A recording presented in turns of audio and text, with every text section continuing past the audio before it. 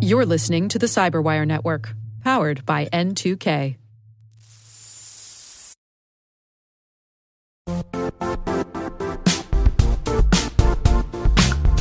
When it comes to ensuring your company has top-notch security practices, things can get complicated fast.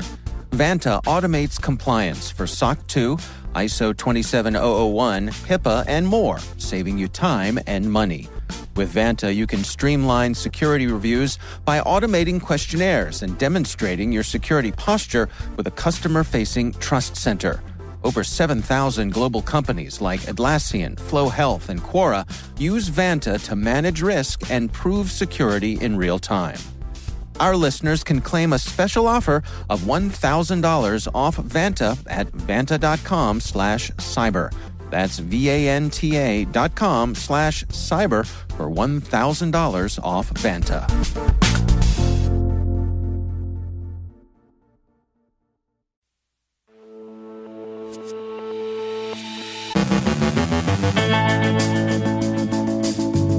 Microsoft's president admits security failures in congressional testimony. Paul Nakasone joins OpenAI's board. The feds hold their first AI tabletop exercise. CISA reports on the integration of space-based infrastructure. Cleveland City Hall remains closed after a cyber attack. Truist Commercial Bank confirms a data breach. Rockwell Automation patches 3 high-severity vulnerabilities. University of Illinois researchers develop autonomous AI hacking agents. Arynn Crow, Senior Manager of AWS User Authentication Products, speaks with our own Brandon Karpf about security through MFA and FIDO Alliance passkeys and her work on the Digital Identity Advancement Foundation. And can AI run for mayor?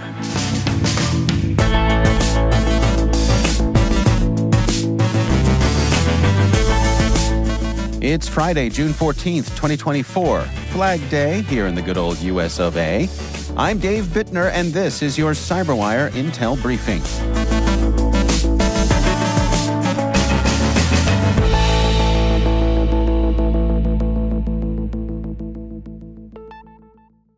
Happy Friday, everybody, and thank you for joining us. It is great to have you here with us.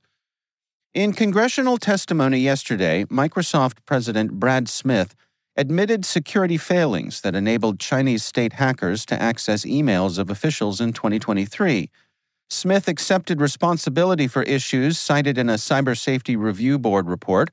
The report blamed Microsoft for security failures that let Chinese hackers storm 0558, access 25 organizations' email accounts, including U.S. officials. The hackers used a Microsoft encryption key and exploited flaws in the authentication system to gain global access to Exchange Online accounts. The CSRB found an inadequate security culture and gaps in Microsoft's security processes. Smith acknowledged Microsoft's crucial cybersecurity role and the increased cyber threats from geopolitical conflicts. He apologized to those impacted by the Storm 0558 attack and outlined steps Microsoft is taking to enhance security. This includes implementing CSRB recommendations, transitioning to a new key management system, and enhancing token validation processes. Smith added that Microsoft has added security engineers and created the Office of the CISO to ensure security is prioritized. The company's Security Future initiative aims to design and operate products with security in mind. Following harsh feedback from security experts, Microsoft has delayed its Recall AI feature for further security testing. This feature, intended for Copilot and Windows PCs, faced privacy concerns for recording users' activities. The rollout will now start with the Windows Insider program for additional testing. OpenAI has appointed former NSA Director Paul Nakasone to its board of directors. Nakasone will join the Safety and Security Committee, established to improve model testing and curb abuse. This move follows CEO Sam Altman's temporary ousting and aims to address security criticisms, including allegations of prioritizing profits over safety. Nakasone's appointment comes as OpenAI faces scrutiny over its security practices and increased efforts to enhance transparency and hire more security engineers. The company has lifted a ban on using its products for military purposes, allowing uses aligned with its values. Nakasone's military experience aligns with tech companies increasingly seeking such backgrounds for navigating a tougher regulatory environment and advancing government relations. On Thursday, the federal government held its first tabletop exercise focused on artificial intelligence incident response, led by the Cybersecurity and Infrastructure Security Agency under the Joint Cyber Defense Collaborative. The exercise included 50 AI experts from 15 companies and several international cyber defense agencies. This initiative is part of the Biden administration's efforts to mitigate AI risks as companies like Microsoft push for AI-enabled products. The exercise aimed to understand AI-related cybersecurity incidents, improve information sharing, and enhance collaboration between industry and government. CISA plans to release an AI security incident collaboration playbook by the end of 2024, detailing AI-specific incident response coordination. Participating organizations included the FBI, NSA, and international cybersecurity centers. CISA has released a report emphasizing the growing integration of satellites, spacecraft, and their ground-based infrastructure into our daily lives. My N2K colleague Maria Varmasis has the story. The U.S. Cybersecurity and Infrastructure Security Agency, also known as CISA, has released a report highlighting the rapid integration of satellites, spacecraft, and their ground-based infrastructure into daily life. Titled Space Systems Security and Resilience Landscape, Zero Trust in the Space Environment, the document outlines how space systems enable essential services, including healthcare, telecommunications, internet infrastructure, transportation, energy, and financial systems. The report primarily analyzes and defines opportunities for applying zero trust principles across space infrastructure, as the U.S. government did make the move towards zero trust architecture back in 2022. Relying on the NIST cybersecurity framework components and concepts, this new report seeks to analyze where and how the framework can be applied specifically across space infrastructure. For more space news, be sure to check out the T-Minus Daily Space podcast right here on the N2K CyberWire Network. Rounding out news from CISA, the agency added 3 new vulnerabilities to its known exploited vulnerabilities catalog: an Android Pixel privilege escalation, a Microsoft Windows error reporting service improper privilege management issue, and a Progress Telerik report server authentication bypass. Federal agencies must address these vulnerabilities by July 4th. American financial services company Global Life announced that attackers may have accessed consumer and policyholder data through a breached web portal. The incident was discovered on June 13th during a security review prompted by a state insurance regulator's inquiry. Globe Life quickly removed external access to the portal and believes the issue is isolated to this portal, with other systems remaining operational. The company activated its incident response plan and hired external security experts to assess and remediate the breach. As the investigation continues, the full impact is unknown, but operations have not been materially affected. Cleveland City Hall remains closed due to a cyber incident that has disrupted city systems for 6 days. Residents can't access services like birth and death certificates or building permits. Local reporters spoke with Anita Vasquez, needing her baby's birth certificate for travel. She was frustrated by the closure, but obtained the document in nearby Lakewood. Cleveland officials say they're working to restore systems and that they've contained the threat. The timeline for City Hall reopening remains unclear. U.S. commercial bank Truist confirmed a breach in its systems from an October 2023 cyber attack. The threat actor, known as Spider, posted Truist's data for sale on a hacking forum, claiming to have information on 65,000 employees, bank transactions, and IVR funds transfer source code. Truist, formed from the 2019 merger of SunTrust Banks and BB&T, quickly contained the breach, secured systems with outside consultants, and notified affected clients. The ongoing investigation has found no evidence of fraud. Truist denies any connection to the recent Snowflake incidents. Rockwell Automation has patched 3 high-severity vulnerabilities in its FactoryTalk ViewSite Edition HMI software, identified internally. 2 vulnerabilities involve user authentication issues allowing unauthorized remote access, while the third is a local privilege escalation flaw. The issues are resolved in version 14. Additionally, Rockwell addressed a vulnerability in control logics, guard logics, and compact logics controllers that could cause network-wide faults. CISA has issued advisories on these vulnerabilities. Researchers from the University of Illinois have developed AI agents capable of autonomously hacking websites and exploiting zero-day vulnerabilities, security flaws unknown even to developers. These agents, using a system called Hierarchical Planning and Task-Specific Agents, HPTSA, collaborate like a team, with a planning agent delegating tasks to specialized agents for different vulnerabilities, such as cross-site scripting and SQL injection. Unlike traditional AI hacking methods, HPTSA agents don't need prior knowledge of specific vulnerabilities and can discover new zero days independently. Tested on 15 real-world vulnerabilities, HPTSA successfully exploited 53% in just 5 attempts, outperforming conventional security scanners. This breakthrough highlights the growing threat of AI-powered cyber attacks and underscores the urgent need for advanced defensive measures in cybersecurity.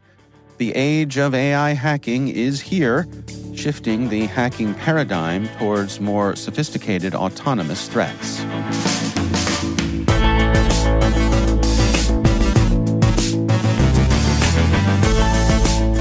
Coming up after the break, our own Brendan Karpf speaks with Arynn Crow, Senior Manager of AWS User Authentication Products. Stay with us.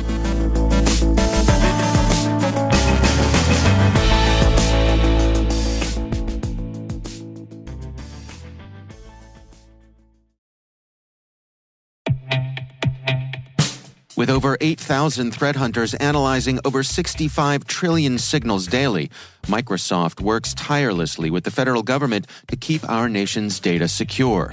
This 30-year-plus partnership is driving mission innovation that is secure by design. Whether optimizing your existing defenses or tackling advanced threats with AI, Microsoft gives you the intelligence and the automation you need to defend at mission scale. Let's work together to stay ahead of emerging threats and secure your mission anywhere. Learn more at aka.ms/fedcyber. That's aka.ms/fedcyber.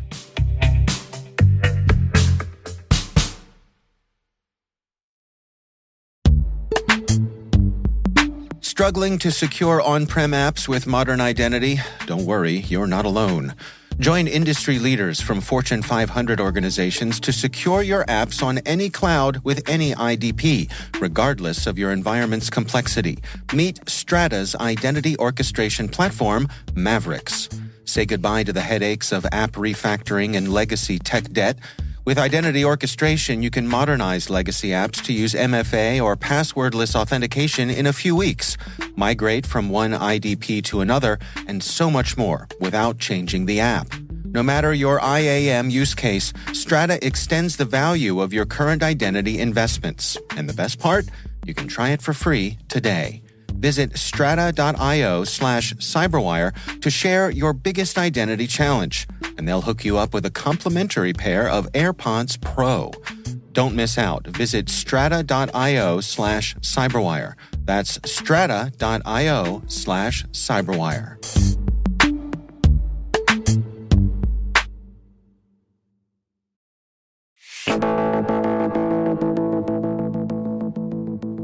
My N2K colleague Brendan Karpf was recently at the AWS Reinforce conference, and while there, he spoke with Arynn Crow, Senior Manager of AWS User Authentication Products. They discussed security through MFA and FIDO Alliance passkeys and her work on the Digital Identity Advancement Foundation. I am joined today by Arynn Crow, Senior Manager of User Authentication Products at AWS Identity. Arynn, so great to have you on the show. Thanks so much for having me. I'm really excited to have this conversation today. You shared with us a couple announcements around identity. I wanted to give you an opportunity to kind of talk us through those and why they matter. Can you start first with this enforcement campaign around MFA, multi-factor authentication? Yeah, so back in the fall of 2023, Steve Schmidt made our first announcement that we have new default MFA security controls that are coming. So basically, starting with the most privileged users in our customers' account hierarchy, we'll be requiring the use of MFA in order to get into the AWS console.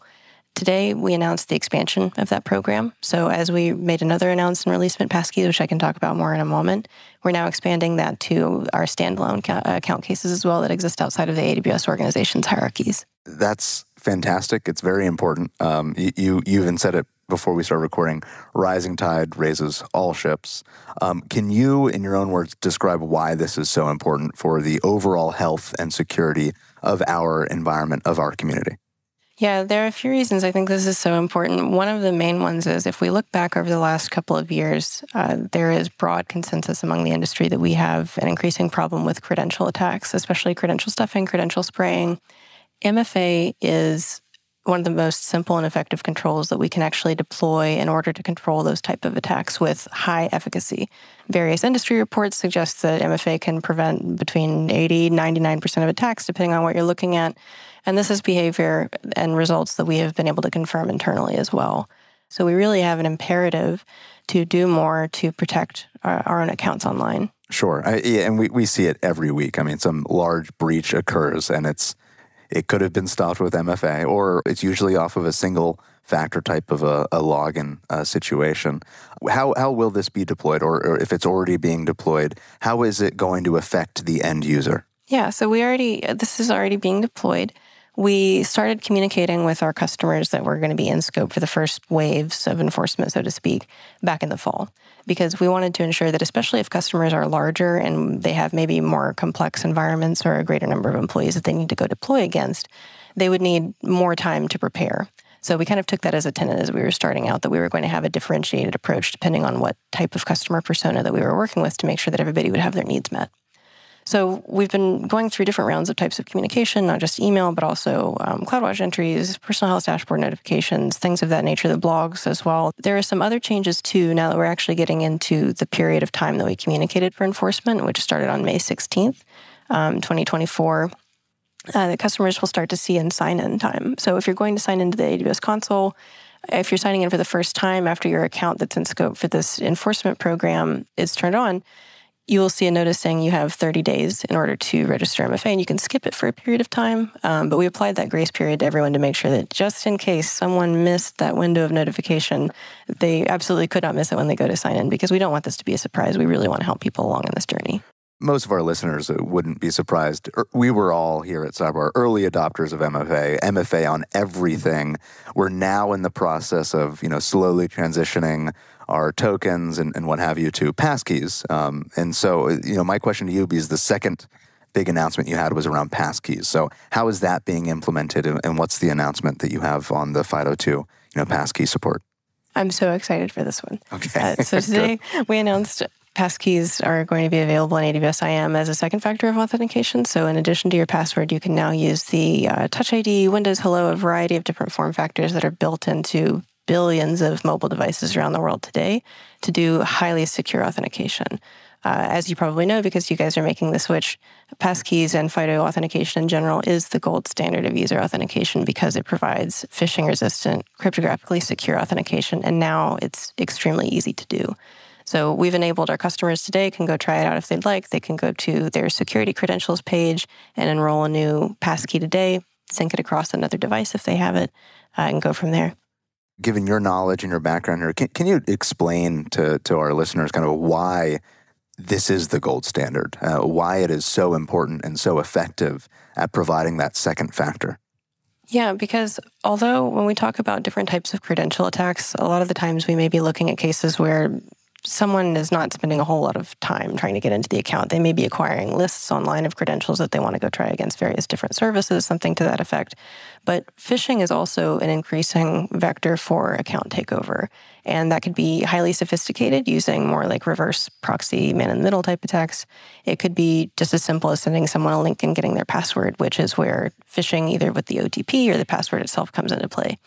That doesn't work with FIDO2 authentication because the credentials are specific to the domain in which they are registered, and they can't be used for other domains, or they can't be used by a disingenuous domain.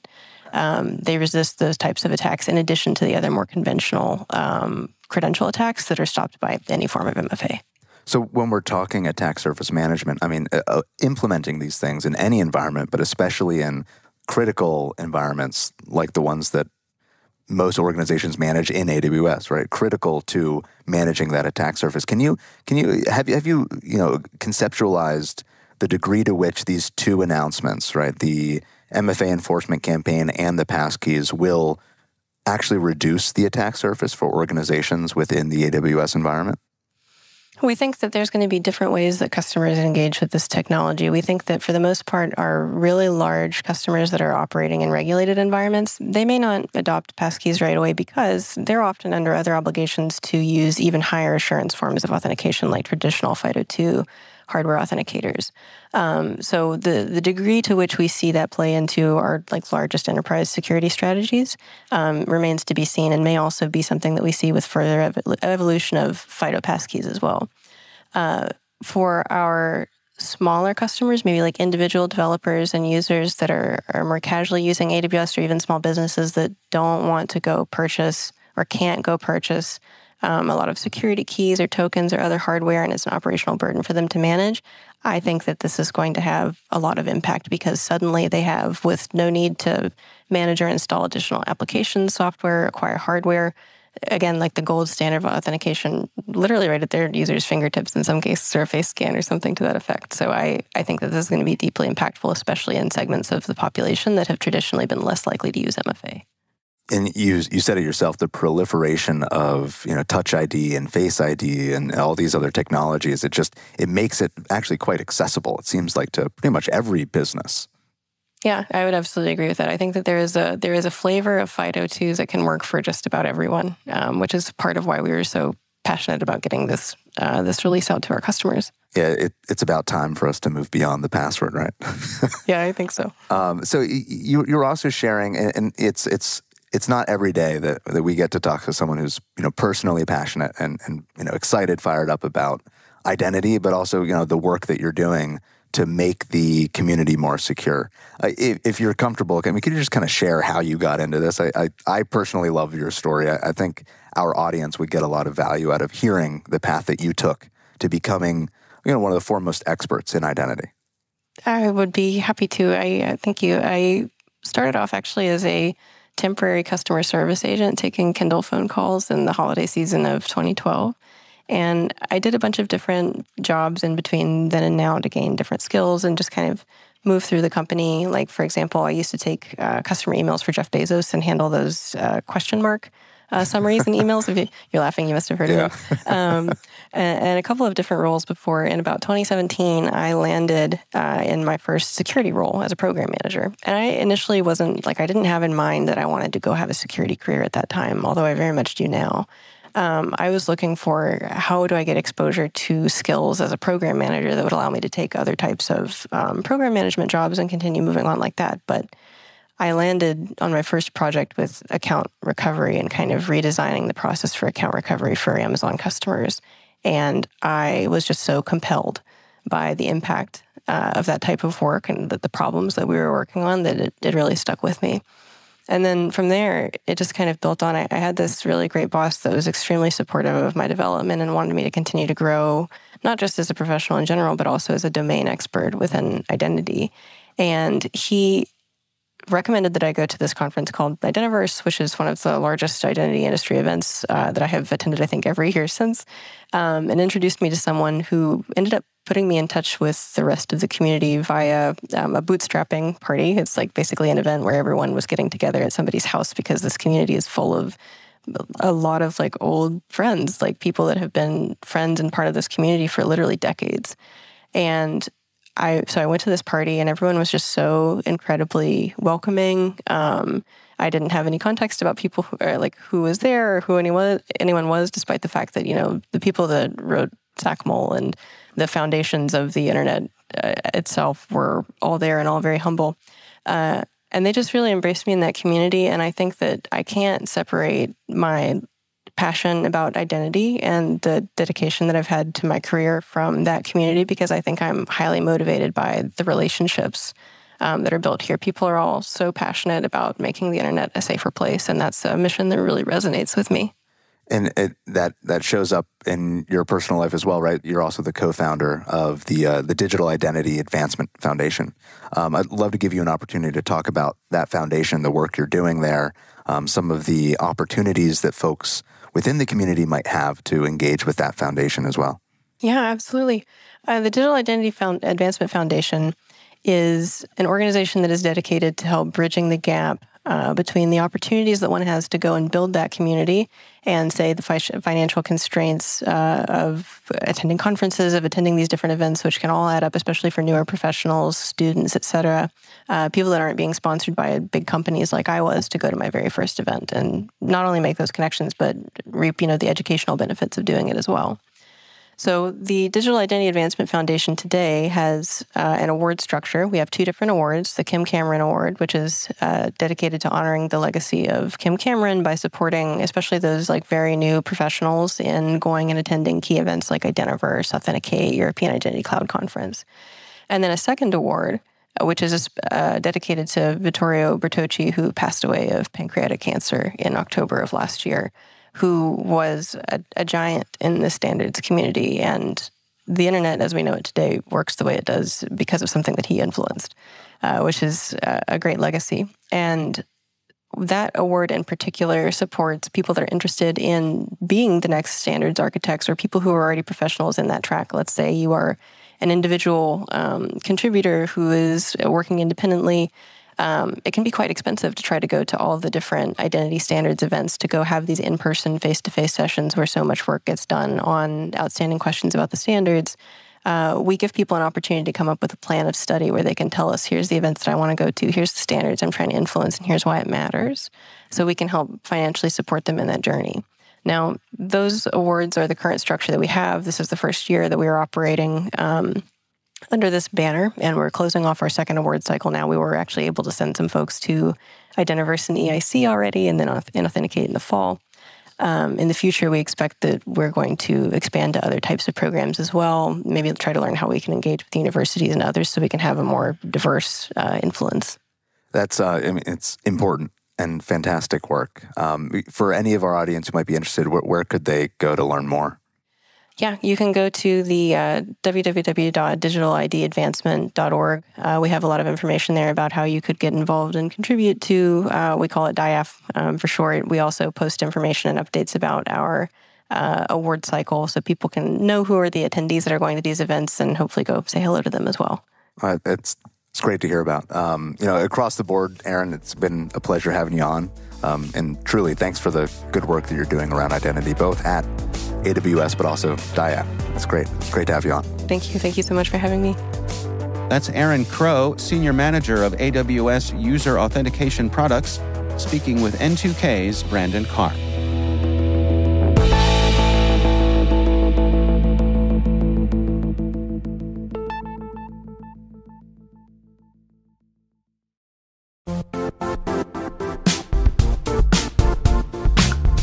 And now, a word from our sponsor, Zscaler, the leader in cloud security. Cyber attackers are using AI in creative ways to compromise users and breach organizations. In a security landscape where you must fight AI with AI, the best AI protection comes from having the best data. Zscaler has extended its zero-trust architecture with powerful AI engines that are trained and tuned by 500 trillion daily signals. Learn more about Zscaler Zero Trust Plus AI to prevent ransomware and AI attacks.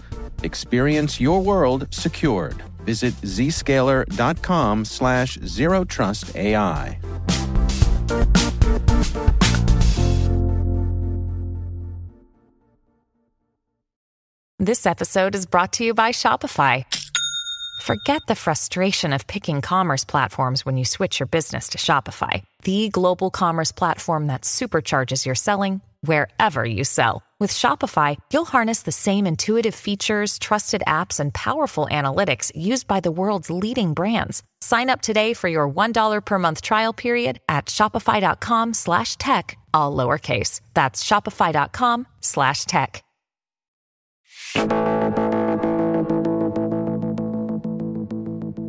And finally, from our What Could Possibly Go Wrong desk, Victor Miller is running for mayor of Cheyenne, Wyoming, and he has a unique campaign promise. If elected, an AI bot named Vic, which stands for Virtual Integrated Citizen, will make the decisions. Miller, calling himself Vic's meat puppet, will attend meetings and sign documents. Vic, which is based on ChatGPT, will handle policy recommendations and voting, leveraging its ability to analyze vast amounts of data quickly. Miller's candidacy has raised legal questions, as AI bots are not allowed to run for office. Despite this, Miller is on the ballot. Wyoming Secretary of State Chuck Gray has expressed concerns, emphasizing that only qualified electors, in other words, real people, can run for office. Miller created Vic after experiencing frustration with local government processes, and he believes AI can improve transparency and efficiency. Despite potential challenges, Miller is excited about the future and Vic's potential to transform local governance. If he wins, Miller may unlock a secret weapon against corruption, a mayor that can't be bribed, only rebooted.